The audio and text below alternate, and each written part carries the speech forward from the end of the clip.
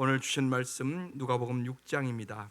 12절에서 19절 합독하겠습니다. 누가복음 6장 12절에서 19절입니다.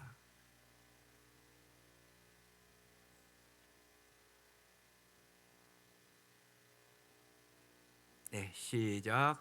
이때 예수께서 기도하시러 산으로 가사 밤이 새도록 하나님께 기도하시고 밝음에 그 제자들을 부르사 그 중에서 12를 택하여 사도라 칭하셨으니 곧 베드로라고도 이름을 주신 시몬과 그의 동생 안드레와 야고보와 요한과 빌립과 바돌로메와 마태와 도마와 알페오의 아들 야고보와 셀루디라는 시몬과 야고보의 아들 유다와 예수를 파는 자 될 가룟 유다라. 예수께서 그들과 함께 내려오사 평지에 서시니 그 제자의 많은 무리와 예수의 말씀도 듣고 병 고침을 받으려고 유대 사방과 예루살렘과 두로와 시돈의 안으로부터 온 많은 백성도 있더라. 더러운 귀신에게 고난 받는 자들도 고침을 받은지라. 온 무리가 예수를 만지려고 힘쓰니 이는 능력이 예수께로부터 나와서 모든 사람을 낫게 함이로라. 아멘. 예수님은 우리를 불러 감사하게 하신다. 안산 제일교회에 이제 은퇴하신 고은 목사님이란 분이 계십니다.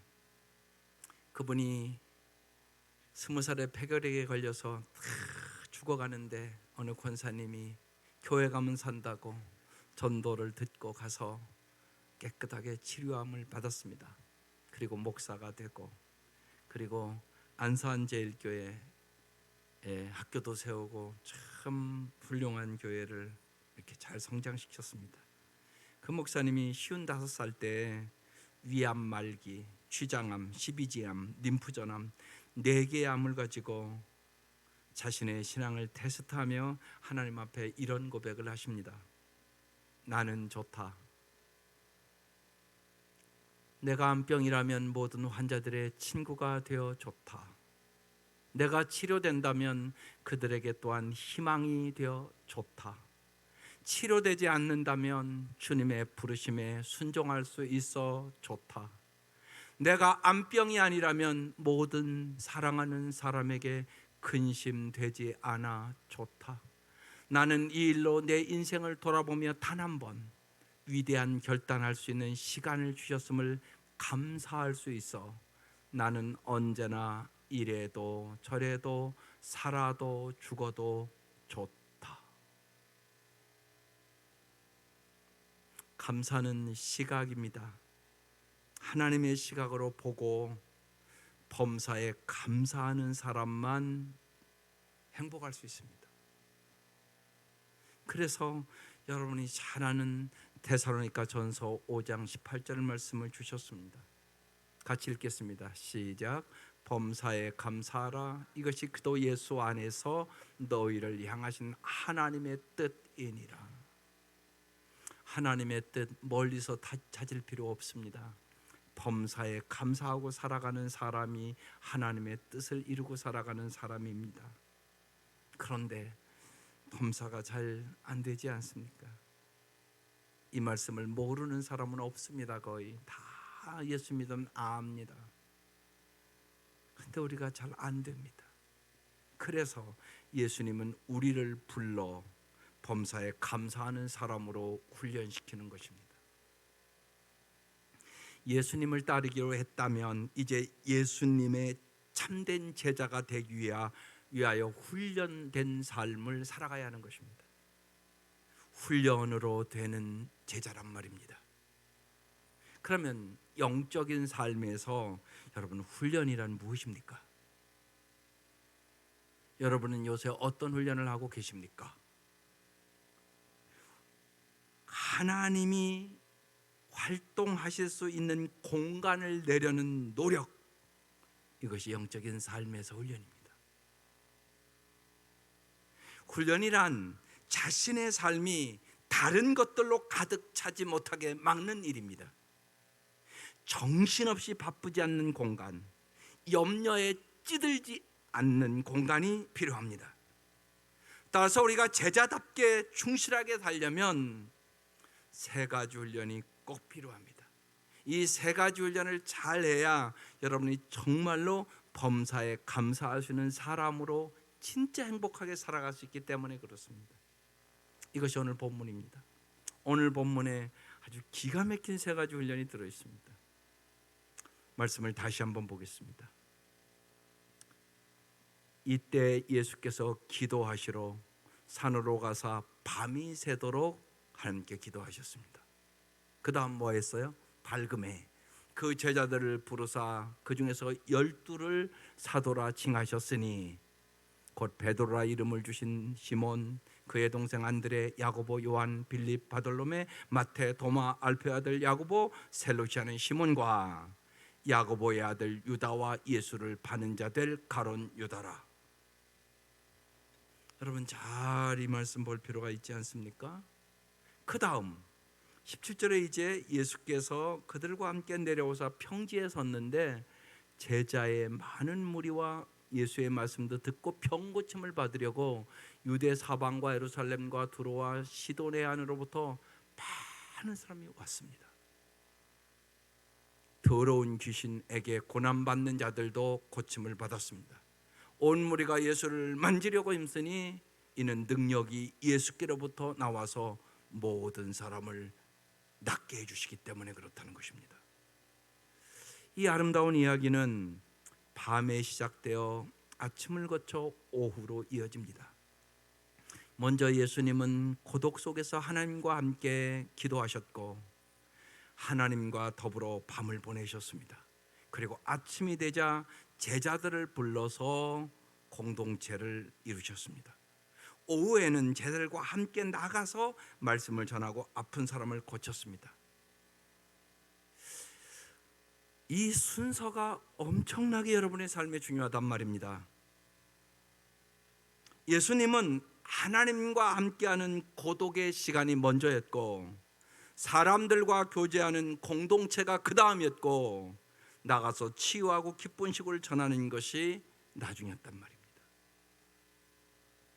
고독과 공동체와 사역 이 세 가지 훈련을 통하여 우리는 하나님께 진실로 공간을 내드릴 수 있습니다. 하나님이 활동하시고 말씀하실 공간을 내드리면 하나님은 어제나 오늘이나 동일하게 오늘도 놀라운 역사를 이루십니다. 그래서 이 세 가지를 잘 아시고 우선순위가 정확하셔야 합니다. 첫 번째 예수님 뭐 했다고요? 고독한 시간, 하나님과 단둘이 있는 시간을 가졌다는 것입니다. 이때 예수께서 기도하시러 산으로 가서 밤이 새도록 하나님께 기도하셨다는 것입니다. 여러분은 하나님과 단둘이 있는 시간이 있습니까? 이 시간이 왜 중요합니까? 고독 속에서 당신을 내 사랑하는 딸아, 내 사랑하는 아들아, 내 사랑하는 자녀란 하나님의 음성을 들을 수 있기 때문에 그렇습니다. 나는 누군가, 나는 정말 주님의 사랑받는 존재라는 사실을 느끼고 확신하는 사람만이 아름다운 삶을 살 수 있단 말입니다. 예수님이 요단강에서 올라오실 때 들으신 음성이 그 음성입니다. 마가복음 1장 11절에 써 있습니다. 한번 읽겠습니다. 같이 시작. 하늘로부터 소리가 나기를 너는 내 사랑하는 아들이라 내가 너를 기뻐하노라 하시니라. 여러분 잘 생각해 보세요. 예수님은요 이 하나님의 음성을 들었기 때문에 이 땅에 오셔서 힘든 삶을 다 이길 수 있었던 것이에요. 사람들은 예수님을 환호하다가 비웃고요, 칭송하다가 거부하고요, 호산나 외치다가요 십자가에 예수님 못 박으라고 외쳤어요. 하지만 그 모든 소리 속에서 예수님은 나는 하나님께 사랑받는 아들이고 아버지께서 나를 기뻐하신다는 음성을 언제나 붙들고 사셨다는 사실이에요. 예수님이 너는 내 사랑하는 아들이라 이 음성을 들은 후에 바로요 성경을 보면 마귀의 음성이 들려요. 마귀가 뭐라고 그래요? 이 돌들로 떡 만들어 먹어라. 유명해지라는 얘기예요. 성전에서 뛰어내려라. 그러면 내 명성이 자자해질 것이다. 권력을 잡으라. 그러면 네가 진짜 영향력이 있을 것이다. 예수님은 말씀으로 다 물리치시죠. 아니, 나는 아무것도 입증할 필요가 없어. 나는 이미 하나님의 사랑받는 자야. 이게 중요하단 말입니다. 저는 우리 현관에 주차장에서 들어오면 렘브란트가 그린 탕자의 귀향이라는 그림을 붙여놨어요. 붙여놓은 이유가 있어요. 제가 어느 날 묵상하다가 큰 하나님의 내 마음에 드는 음성이 있었어요. 그래서 되게 액자 그렇게 그러니까 싸지 않거든요.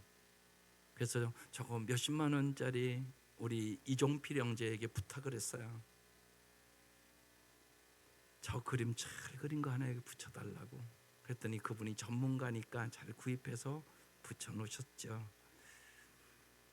그 그림 속에는요, 아들을 품고 어루만지며 이렇게 말하는 주의 음성이 있어요. 사랑하는 내 아들아, 너에게 아무것도 묻지 않겠다. 여태 내가 어디서 무엇을 했던, 남들이 너에게 뭐라고 말하던, 너는 내 사랑하는 아들이다. 이제 너는 안전하게 내 품 안에 있다. 내가 너를 어루만지니 너는 내 슬하에서 무사하다. 내가 너의 집이다. 내 이름은 긍휼이고 사랑이란다. 여러분도 이 주님의 음성을 들으시기를 바랍니다. 우리가 이 사실을 늘 명심한다면 자기의 정체성을 잃지 않고도 세상에서 때로는 엄청난 실패와 엄청난 성공 둘 다를 소화시킬 수 있는 능력이 되는 겁니다. 우리의 정체성은 바로 내가 하나님의 사랑을 받는 자라는 확신이기 때문에 그래요.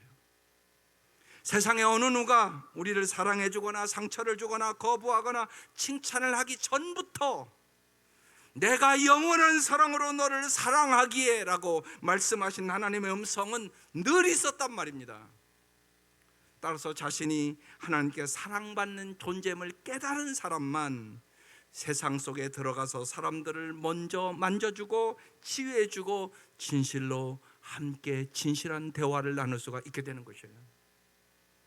또한 그들에게 자신이 사랑받고 선택받고 축복받은 존재임을 인식시켜 줄 수 있는 능력이 생기는 것입니다. 그런데 이게 쉽지가 않아요. 잘 안 돼요. 그래서 예수님이 오늘 뭐 했다고요? 밤새도록 기도하셨다. 여러분도 기도하셔야 돼요. 정말 내 사랑하는 아들아, 내 사랑하는 딸아, 부르시는 하나님의 음성을 반드시 성도라면 들어야 돼요. 그렇지 않으면 여러분은 세상에서 인정과 칭찬과 성공을 구걸하고 돌아다니고 자유를 잃어버리게 돼요. 사랑의 거지로 평생 살아요. 남편에게 그 사랑을 달래. 남편도 사랑도 없는데, 아내도 사랑도 없는데 아내에게 그 사랑을 달래. 그렇게 평생을 사는 사람들이 너무나 많단 말이에요. 사랑의 거지로 산다고요. 구걸하면서. 예수님은 고독 속에서 하나님의 음성을 들으셨어요. 우리도 고독 속에서 반드시 하나님과 함께하는 시간을 통하여 내가 너를 사랑해, 너는 내 사랑하는 아들이야, 너는 내 사랑하는 딸이야, 이 음성을 반드시 들어야 돼. 그래서 하나님과 단둘이 있는 시간을요 꼭 20-30분이라도 날마다 가지세요. 미국에 참 아름다운 교회, 작은 교회인데 세이비어 교회라는 교회가 있습니다. 약 120명의 성도들이 모여요. 그런데요 70까지 사역을 해요. 세계를 변화시키는 교회예요. 그런데요 이 교회 교인이 되려면요 매일 1시간씩 기도 생활을 반드시 서약해야 돼요. 그렇지 않으면 교회로 받아주지도 않아요. 왜요? 기도하고 하나님의 음성을 듣고 하나님이 놀랍게 역사하심을 경험해야 되기 때문에, 그래서 반드시 그 서약을 해요. 그러면서 하나님의 음성을 들어요. 그래서 120명이요 세계를 움직이는 70가지 사역을 너무너무 잘해요. 이 교회 담임 목사인 고든 코스비 목사님께 한 기자가 질문했어요. 유혹하는 가장 큰 시험이 무엇입니까? 그때 코스비 목사님은 이렇게 대답했습니다. 하나님과의 관계의 깊이보다 사역의 규모를 크게 하려고 하는 것이 가장 큰 유혹이다. 여러분 꼭 잊지 마세요. 늘 여러분의 삶에 기도를 1순위에 두세요. 그래야 여러분이 하나님의 사랑 속에서 승리하는 삶을 반드시 살 수 있어요. 목자 목녀들은 특별히 반드시 기도하는 사람이 되어야 돼요. 그렇지 않으면 여러분은 여러분의 목원을 절대 품을 수 없어요. 그래서 예수님께서 공동체를 만들기 전에 오늘 밤이 새도록 기도하세요. 그리고 제자들을 선택해요. 그래서 두 번째, 기도해야만 아름다운 공동체 만들 수 있어요. 여러분 기도하지 않으면 내 가정 하나도 제대로 못 꾸려요. 내 자식 하나 잘 기를 수 있는 능력이 없어요. 우리에게는요. 여러분 생각해 보세요. 여러분 자식을 여러분이 변화시킬 수 있어요? 없단 말이에요. 그래서 이 순서가 무지하게 중요해요. 주님이 기도하시고 밤이 새도록 기도하시고 12 제자를 선택해요. 그래서 두 번째 공동체, 이것은 기관이 아니라 삶의 방식이에요. 밝음에 그 제자들을 부릅니다. 12를 택하여 사도라 칭합니다. 그리고 베드레라고 하는 시몬, 안드레, 야고보와 요한, 빌립, 바돌로메, 마태, 도마, 알페의 아들 야고보, 셀롯이라는 시몬, 야고보의 아들 유다, 예수를 파는 자 된 가룟 유다. 여러분 잘 보세요. 꼭 이렇게 예수를 파는 자 될 가룟 유다 이렇게 기록해 놓을 필요가 있었을까요? 하나님과 교제할 때 우리는 공동체를 이루라는 소명을 발견하게 돼요. 놀랍게도 고독은요 우리를 공동체로 부릅니다. 고독 속에서 우리는 자신이 인간의 가족이라는 사실을 깊이 깨달아요. 그리고 더불어 살고 싶은 게 인간의 마음이라는 것을 알게 돼요. 그런데 여러분 잘 보세요. 이게 다 깨져나가요. 부모도 자식과 함께 살기를 원치 않고요, 자식도 부모와 함께 살기를 원치 않는 우리 현실이 됐어요. 이게 여러분 하나님의 뜻일까요? 하나님의 뜻일까요? 여러분 편하게 살고 싶어서 그렇게 사는 겁니까? 어떤 게 하나님이 원하시는 것이겠어요? 여러분 잘 생각해 보시라고요. 젊은 분들 부모와 함께 사는 거 불편하니까 싫죠?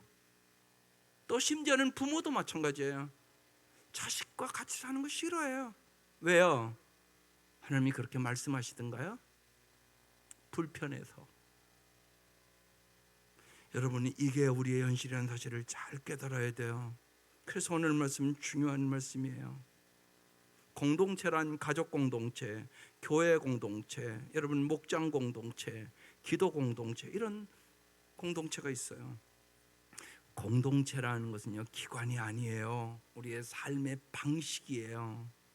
우리는 하나님의 사랑받는 자녀고 그 진리를 함께 선포하고 싶은 사람들이 모여 공동체, 교회를 이루어요. 그런데요 이 공동체가 쉽지 않잖아요. 어느 분이 그래서 이렇게 말했어요. 공동체란 당신이 가장 살고 싶지 않은 사람이 항상 살고 있는 곳이다. 그래서 천생연분이어야 되는데 평생이 웬수야. 왜 안 웃으세요? 그게 현실인데요. 그런데 이 말씀을 잘 보세요. 예수님이 이루신 12명의 이 제자 공동체에서 맨 마지막에 나오는 이름은 장차 예수님을 배반할 가룟 유다다 이렇게 써 있단 말이에요. 이거 왜 써놨을까요? 우리는 우리 공동체에서도 그런 사람이 있기 마련이에요. 아니 내가 그 사람일 수도 있어요. 여러분이 가룟 유다가 아니라고요? 여러분 돈 안 사랑하세요? 가룟 유다가 돈을 사랑했거든요.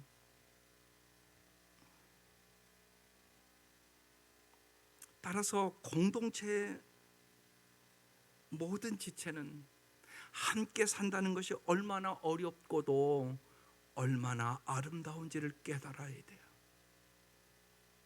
고독하신 간, 즉 하나님과 함께하는 그 시간이 공동체보다 앞서는 게 왜 그렇게 중요할까요? 자신이 하나님의 사랑받는 자녀임을 모르는 사람은 그 사랑을 받는 느낌을 공동체 안에 있는 누군가에서 얻기를 원해요. 물론 그들은 그런 사랑을 줄 수 없어요. 우리는 조건 없는 사랑을 인간에게 기대한단 말이에요. 그러나 사람들은 나에게 사랑을 조금밖에 줄 수 없어요. 이걸 모르니까 끊임없이 인간에게 사랑 달라는 거예요. 그러고서 갈등하고 싸우고 내 마음에 안 맞춰준다고 그러고 내 마음에 왜 이렇게 모르냐고 그러고, 그리고 가정마다 들어가면 싸움박질을 하고 있어요. 이게 우리의 모습이에요. 그래서요, 이 공동체 훈련을 주님 시키는 거예요. 이 공동체 훈련의 중요한 것이 용서 훈련과 경축 훈련이에요. 그럼 용서 훈련이 무엇일까요? 용서 훈련은 이런 거예요. 용서란 상대방이 하나님이 아는 존재로 그냥 두는 거예요. 여러분, 상대는 하나님이 아니에요. 언제나 우리의 신앙생활도 그렇잖아요. 내가 하나님인 것처럼 자꾸 활동하려고 하기 때문에 하지도 못하면서 고집을 부리고 그러는 거란 말이에요. 용서는 이렇게 말해요. 내가 나를 사랑한다는 걸 안다. 하지만 나를 조건 없이 사랑하지 않아도 된다. 어떤 인간도 그럴 수 없기 때문이다. 이게 용서예요. 하나님만이 줄 수 있는 것을 인간에게 바라잖아요. 그러면 우리는 상대에게 악마가 돼요. 나를 사랑해달라고 말할 때 우리는 자신도 모르게 때로는 폭력을 행하게 되고요, 요구하게 되고요, 강요하게 되고요, 조종을 일삼게 돼요. 그래서 서로 용서하는 일이 매우 중요해요. 아주 중요해요. 용서가 있는 가정만이 행복할 수 있어요. 용서가 있는 교회만이 행복할 수 있어요. 용서가 있는 공동체만이 서로를 받아들일 수 있어요. 그럼 경축훈련이란 뭘까요? 하나님만이 줄 수 있는 것을 인간은 줄 수 없어요. 그 점을 용서할 수 있을 때 당신은 상대가 가진 은사를 보게 되고 경축할 수 있게 돼요. 그 사람이 내게 주는 사랑이 하나님의 크고 무조건적인 사랑의 반세체임을 내가 그때 보기 때문에 그래요.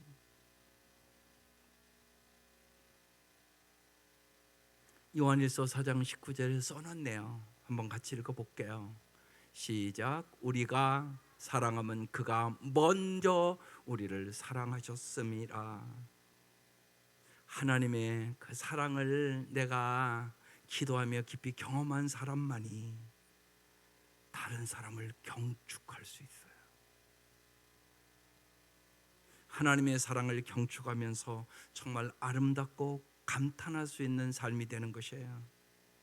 그래서 용서와 경축이 있을 때 그 공동체는 서로의 은사를 발견하게 되고요, 서로 세워질 수 있고요, 너는 하나님의 사랑받는 자녀라고 말해주는 장소가 돼요. 이 은사는 하나님이 주시는 은혜의 선물이거든요. 모든 사람에게 주어졌어요. 상대의 은사를 경축한다는 것은 뭐 피아노 연주 실력이 참 좋네, 뭐 노래를 잘하네, 뭐 이런 가벼운 칭찬을 주고받는 것이 아니에요. 그런 것은요, 그냥 장기 자랑 수준이에요. 서로의 은사를 경축한다는 것은 상대방의 인간성을 받아들인다는 뜻이에요. 아, 저 사람이 미소를 짓네. 내가 갔는데 저 사람이 미소를 짓네. 미소를 지을 수 있는 은혜, 정말 상대방에게 고맙다고 반갑다고 말할 수 있는 은혜. 아, 저 사람은 참 음식을 맛있게 먹네. 맛있게 먹으시는 은혜. 아, 저 사람이 건강해서 참 씩씩하게 걸어가네. 이런 것이 보이기 시작하는 거예요, 상대방에게. 여러분 잘 생각해 보세요. 여러분에게 주신 은혜가 한량없는 은혜란 말입니다. 세상에는 자기 비하라는 이 짐에 시달리는 사람이 너무너무 많아요. 나는 무익하고 쓸데없는 존재야. 사람들은 나에게 아무 관심이 없어. 나는 가진 것도 없어. 배운 것도 없고 뭐 돈도 없고 내가 평생 어떻게 살았나 모르겠어. 아무도 나를 사랑해 주지 않는 것 같아. 여러분, 겉으로 성공하여 칭송받는 사람도요, 속으로는 자신이 못났다고 생각을 하고요, 두려움 속에 살아가는 사람이 너무너무 많아요. 그래서 날이 갈수록 정신병 환자가 늘어가요. 교회 공동체는요, 서로의 약한 모습을 드러내는 것이에요. 그 상태 그대로 우리는 서로를 용서하고 다른 지체의 은사를 발견해서 경축하고, 너도 주님의 사랑받는 존재야. 주님의 사랑을 받으면 세상 것 없어도 넌 행복할 수 있어. 그게 복음이에요. 진짜 그렇고요. 내가 약하고 조급하고 부족한 모습이 공동체의 지체들에게 그대로 나타날 때 거기서 언제나 뭐가 일어나요? 치유의 역사가 일어나요. 그래서 여러분 목장에서, 여러분 가정에서 언제나 용서하는 훈련, 그리고 경축의 훈련을 꼭 하심으로 하나님의 놀라운 은혜가 강물처럼 흘러가는 남은 6개월 될 수 있기를 주의 이름으로 축원합니다. 이제 세 번째로, 이제 이 사역은 행위 이전의 믿음의 영역이에요. 사역이란 당신이 행하는 무엇이 아니에요. 우리는 사역한다 그러면 무슨 일을 한다고 자꾸 생각해요. 사역이란 당신이 믿어야 하는 무엇이에요. 주님은 언제나 그러잖아요. 내 믿은 대로 될지어다. 한 여인이 12해를 열병으로 알아요. 그런데요, 내가 예수님의 옷자락만 만지면 나실 거라고 생각을 해요. 그리고 수많은 군중을 뚫고 들어가 예수님의 옷을 딱 만져요. 그 순간 나서요. 주님이 뭐라고 그래요? 내 믿음이 너를 구원하였느니라. 그렇게 말씀하세요. 자신이 하나님의 사랑받는 존재임을 알고 공동체 안에서 사람들을 용서하고 그들의 은사를 경축하면 거기서 사역이 저절로 나오게 되는 것이에요. 그게 오늘 17절 이하에 나오는 거예요. 예수님께서 그들과 함께 내려왔어요. 기도하고요, 제자를 12명 선택하고요, 평지에 서시니 그 제자의 많은 무리와 예수의 말씀도 듣고 병고침을 받으려고 유대 사방과 예루살렘과 두로와 시돈의 해안으로부터 온 많은 백성도 있더라. 더러운 귀신에게 고난받는 자들도 고침을 받은지라. 예수의 이름으로 귀신이 물러가요. 예수의 이름으로 병고침도 받을 수 있어요. 19절에 온 무리가 예수를 만지려고 힘쓰니 이는 능력이 예수께로부터 나와서 모든 사람을 낫게 함이라 믿으시기를 바라요. 예수님은 사람들을 치료하실 때 온갖 복잡한 절차를 거치지 않았어요. 예수에게서 능력이 나왔고 그래서 모든 병이 나섰어요. 예수님을 만진 사람은 누구나 치유됐어요. 예수님의 순수한 마음에서 능력이 나왔기 때문이에요. 예수님이 원하시는 일은 딱 하나, 하나님의 뜻을 행하러 내가 이곳에 왔다는 것이에요. 예수님은 철저히 하나님 말씀에 순종했고 언제나 하나님의 음성을 들으셨어요. 하나님의 음성을 듣는 경청을 통하여 하나님과 친밀해졌고 그 친밀함이 예수를 보고 만지는 모든 사람에게 치유의 역사를 일으켰어요. 그러면 여러분 여기서 잘 생각해 보세요. 우리 모든 성도는 사역자예요, 사실. 그럼 사역이란 무엇일까요? 당신이 하나님의 자녀라면 당신에게서 능력이 나와 사람들이 치유될 것이라고 믿는 것이에요. 무슨 얘기냐고요? 성경에 써놨단 말이에요. 요한복음 14장 12절에 이렇게 써놨어요. 예수님께서 내가 진정으로 너에게 말한다. 나를 믿는 사람은, 여러분 예수 믿죠? 내가 하는 일을 그도 할 것이요 그보다 더 큰 일도 할 것이다. 믿습니까? 예수님은 내가 세상으로 보냄받은 것처럼 너희도 몸과 마음을 치유하도록 내가 너희를 세상에 보내노라, 이 말씀이에요. 여러분 치유의 능력을 믿을 수 있기를 바라요. 우리가 진실로 하나님의 사랑을 받는 존재로 내가 날마다 살아간다면 알게 모르게 사람들을 치유하는 능력이 나를 통하여 흘러간단 말이에요. 이 사실을 믿고 여러분 소명을 가지고 살아가시기를 바랍니다. 그러면 더 구체적으로 치유의 사역은 무엇일까요? 치유의 사역은요, 이건 가슴에 새겨야 돼요. 감사와 긍휼이라는 두 단어로 표현하는 거예요. 치유는요, 종종 사람들을 감사하도록 이끌어 줄 때 일어나는 것이에요. 그래서 꼭 목장에 모여서 감사 먼저 하라고 얘기하는 거예요. 이게 엄청나게 중요한 일이에요. 이 세상은요, 원망으로 가득 차 있어요. 원망이 뭐예요? 차가운 분노예요. 나는 그 사람에게 화가 난다. 나는 그 일에 화가 나 미치겠다. 내가 원하는 것은 이게 아닌데 왜 제대로 되는 게 없냐? 막 그러면서 사람들이 분노하고 살아요. 요새 그래서 이 사회의 젊은이들이 너무 분노하고 살아요. 원망은요, 당신을 실패나 절망에 집착하게 하고요, 살면서 상실을 겪을 때 우리는 원망하고 불평하고 좌절하는 것이에요.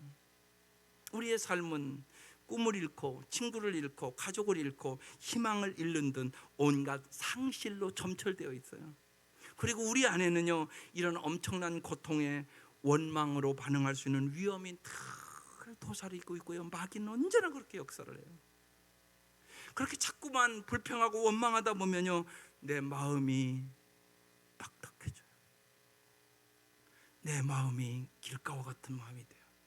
내 마음이 돌짝밭과 같은 마음이 돼요. 내 마음이 가시떨기와 같은 마음이 돼요. 그러면 열매를 맺을 수 있어요, 없어요? 없어요.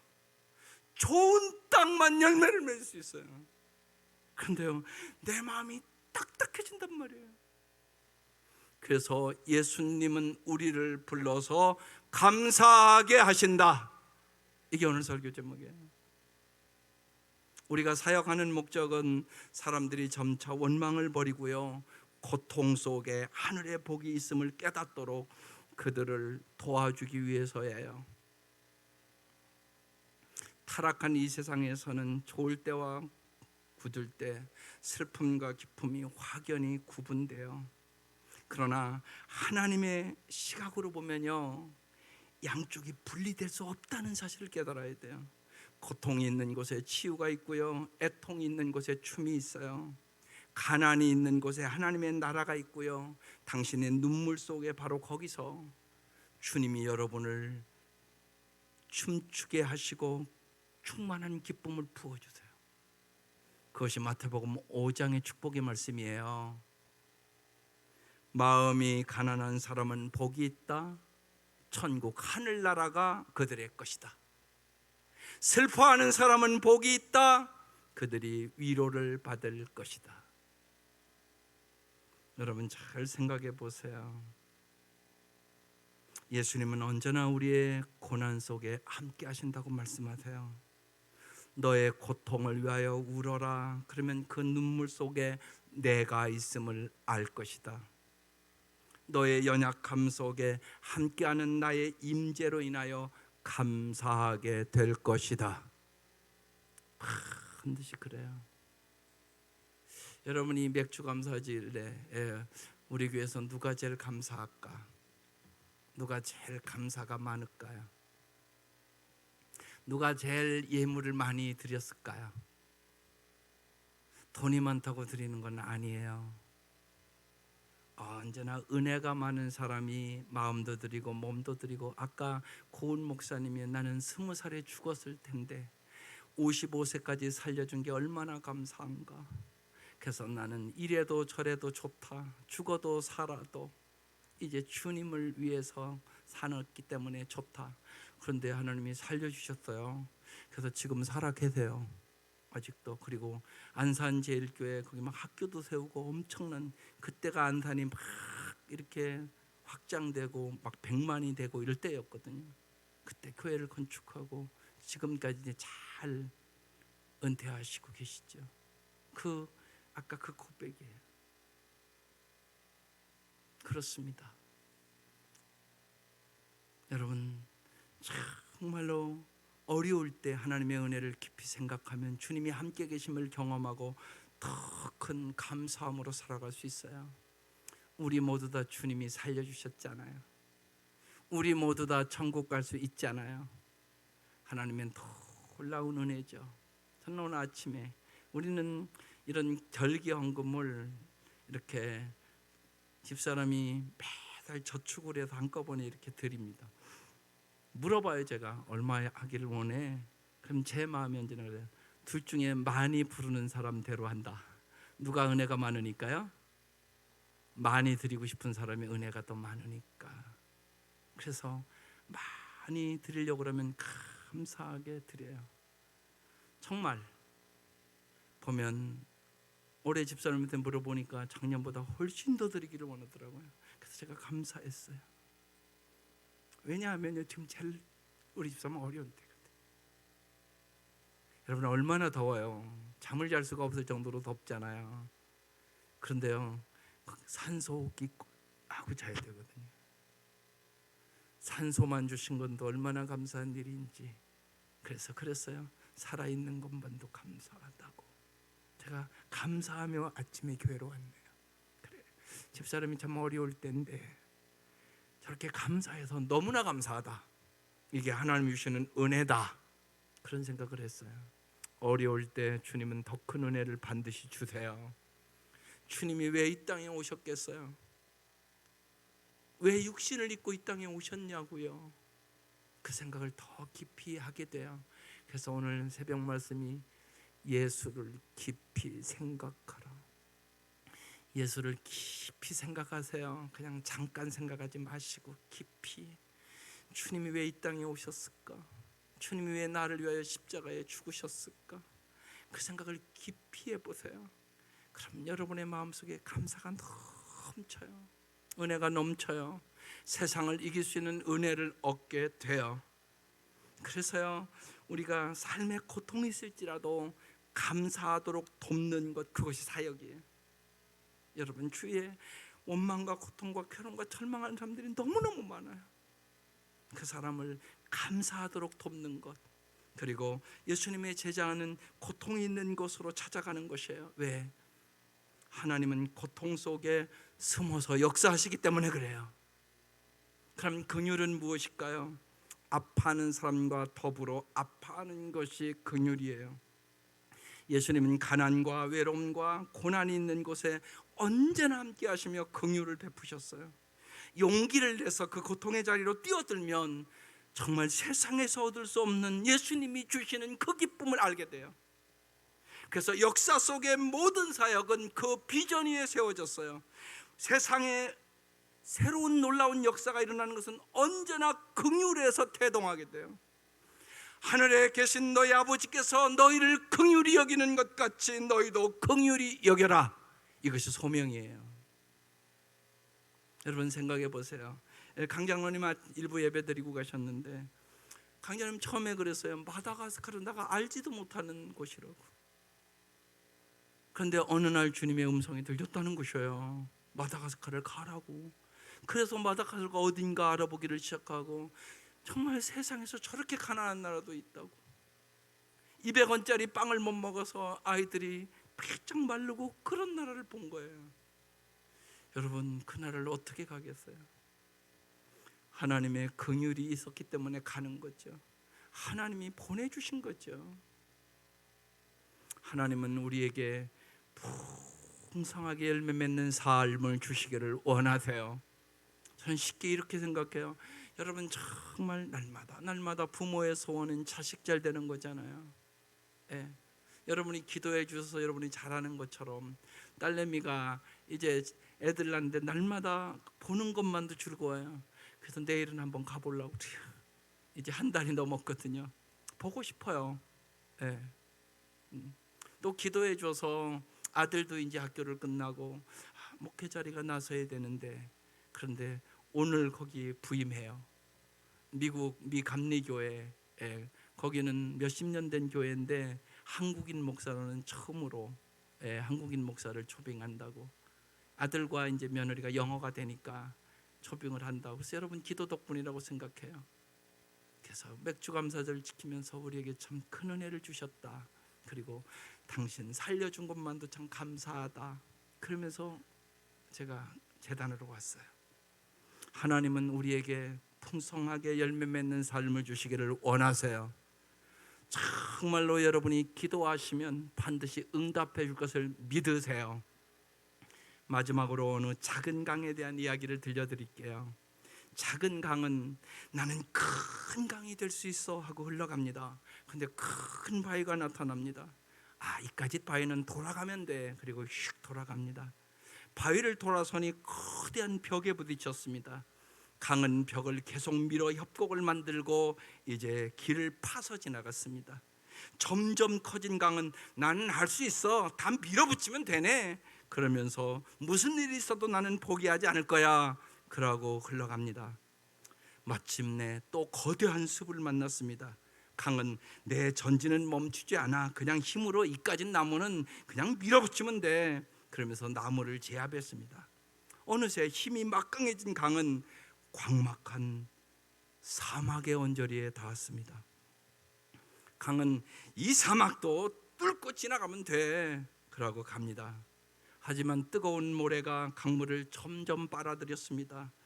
강은 안 되는데 나는 반드시 해내고 말 거야. 사막을 통과할 거야 라고 말했습니다. 그러나 강물은 곧 사막의 모래밭에 다 흡수되고 작은 진흙덩어리만 남았습니다. 그때 위에서 강에게 이런 음성이 들립니다. 그냥 내려놓아라. 내가 너를 번쩍 들어 올리겠다. 나한테 넘겨라. 강이 겸손하게 제가 여기 있습니다 라고 말합니다. 그러자 태양은 강을 번쩍 들어 올려서 커다란 구름이 되게 하였습니다. 구름은 두둥실 떠서 사막을 건너가 비가 되어 내렸고 마침내 저 멀리 들녘에 풍성한 열매가 맺었습니다. 우리의 삶에는 사막을 마주하는 순간이 찾아옵니다. 그때 우리는 우리의 힘으로 해내려다가 상처 입고 탈진하고 절망합니다. 그때 하나님의 음성이 들립니다. 손을 놓으라. 내려놓으라. 내가 너에게 열매를 허락하겠다. 나를 믿으라. 나한테 너를 맡겨라. 우리의 삶에 중요한 것은 성공이 아니라 열매입니다. 삶의 열매는 대개 당신의 고통과 상실과 연약함 속에서 싹이 트게 됩니다. 하나님은 우리가 풍성한 열매를 맺기를 누구보다도 원하십니다. 문제는 남은 인생 동안 내가 할 수 있는 일이 얼마나 될까가 아닙니다. 내 삶에 풍성한 열매가 맺힐 수 있도록 어떻게 나를 하나님 앞에 완전히 내드릴 수 있는가입니다. 열매는 하나님이 주시는 것이기 때문입니다. 우리는 오늘 이 맥주감사주의를 지키며 하나님과 함께하는 시간이 얼마나 중요한 시간인지, 하나님이 왜 공동체를 만들어 주시는지, 사역은 어떻게 하는 것인지, 우리는 이 세 가지를 통하여 풍성한 열매 맺는 삶을 살 수 있습니다. 항상 감사하는 삶을 살아갈 수 있습니다. 기도의 사람이 되시기 바랍니다. 날마다 기도하고 용서와 서로 축복하며 살 수 있는 사람들이 되시기를 바랍니다.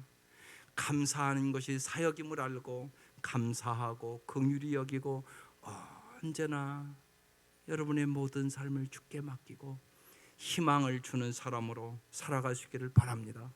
그것이 요한복음 15장 5절의 말씀입니다. 같이 읽겠습니다.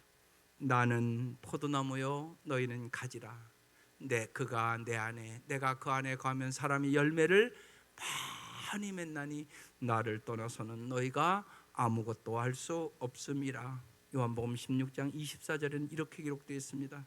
지금까지는 너희가 내 이름으로 아무것도 구하지 아니하였으나 구하라.